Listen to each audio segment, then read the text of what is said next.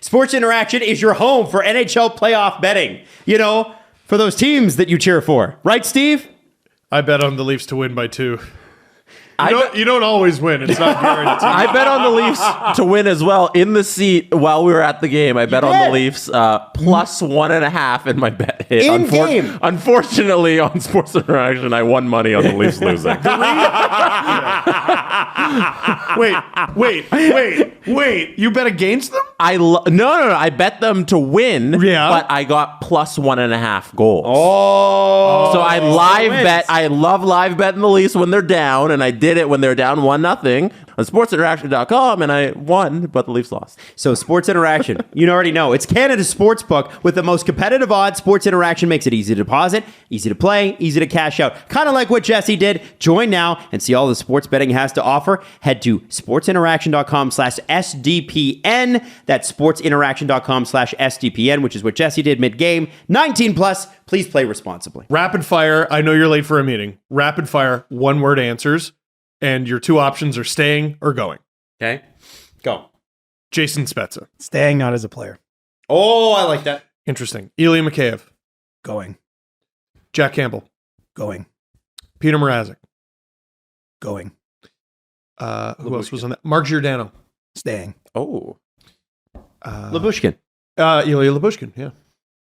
Honestly, don't have a feeling. Like I would literally be, I'm guessing, I'm educated guessing the other ones. This one I just don't know. Jake Muzzin. It's interesting it's even that much of a consideration. Well, because this is one that requires more than one word. Go for it. They love him. Like, they think he's so important in the dressing room. I think he played well in that playoff. He did. He did. Yep. But he's been through a lot and he makes a lot. And I think that might be the hard decision they have to make one way or another. Ooh. Like, I think that might be part of what they really have to weigh. So I don't think it's written in stone either way. I would certainly not say he's 100% he's staying, but they love the guy.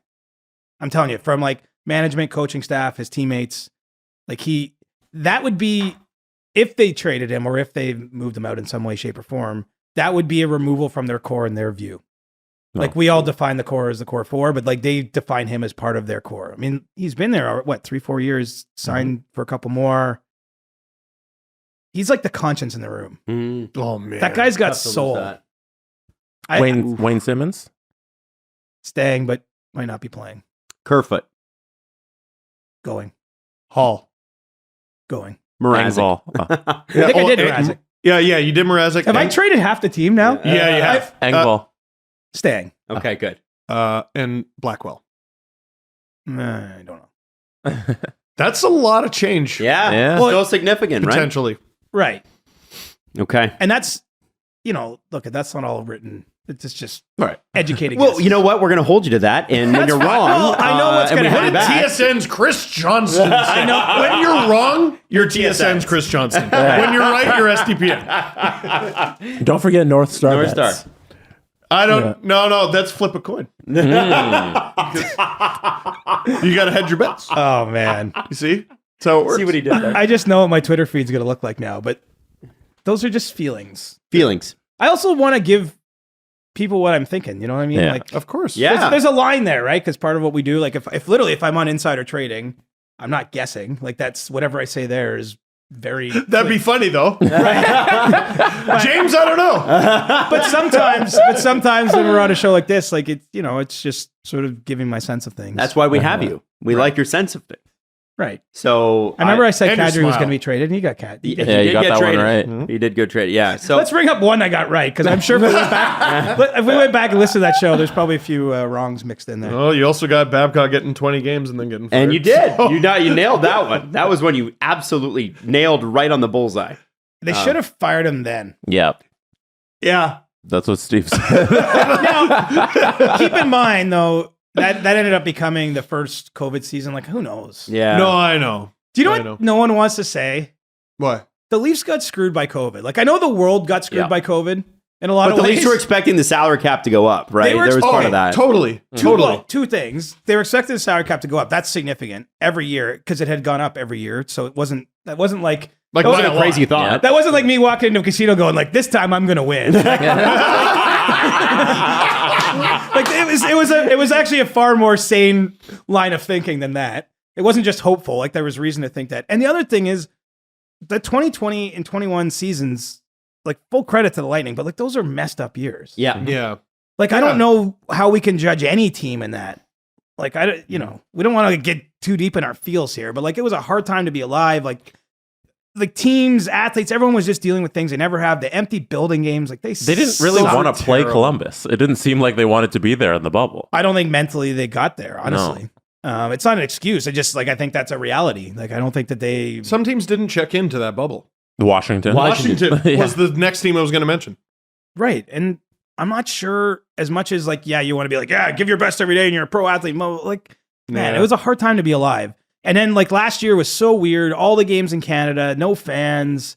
Like the Leafs did the best they could. But I'm just saying they were set up for those years to be whatever. And then they ended up being just crazy effed up years. And then now the cap's still not going up and it should be up by now. Like they should have more money to spend. What would the cap be, do you think? Ooh, gotta be 90, right? Okay, so because time is a flat circle. Right. So what year? 2019-20 was the COVID year, right? Yes. And it was 81.5. And now it's 82. And I think that they forecasted it before the pandemic hit at the GM's meeting in March 2020 to be going to like 84 for the next season. So the next season would have been last season. So if it went up by another 3 million, it would be 87. And then if we were talking about what the Leafs or every other team had to spend this summer, it might be almost 90 or it could be 90. I mean, Seattle joining the league. Yeah. And and like, we're talking like maybe you just keep Hyman and also add. And, oh man. And so, and look they're not the only team this has impacted every team of course. In theory equally, but I think it impacted them worse because they had those guys locked up for those years at a fixed cost. Yes, a high cost, but that cost was supposed to get more and more manageable with each passing year because you had more money being added to the books and they didn't get that. And look no one around the league is going to take out a tissue and feel sad for the Maple Leafs, but it is an undeniable fact that the timing of COVID with the timing of the core players they had locked up and the contractual decisions they had made could not have been worse. And I've never, like from them, they've never like, no one there is whispering that in my ear. Like, I think that they're of the mindset, like you just adapt to the circumstances and that's all you can do. But stepping back from 10,000 feet, I actually had someone who works for another team text me that after game 7. And he was just saying, he's like, you guys are all going to kill them. But remember, like literally it could not have impacted them worse in a sense. Yeah. Because had they had to sign one of those guys today in the context of a COVID world and a context of a flat cap, I think you can negotiate the deals differently too. Yeah.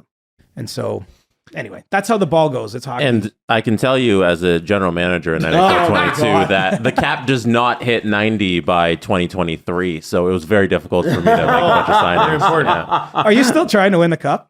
We were on hiatus because Austin Matthews retired and everybody got kind of sad. So we're gonna blow up the roster and then try and do a rebuild.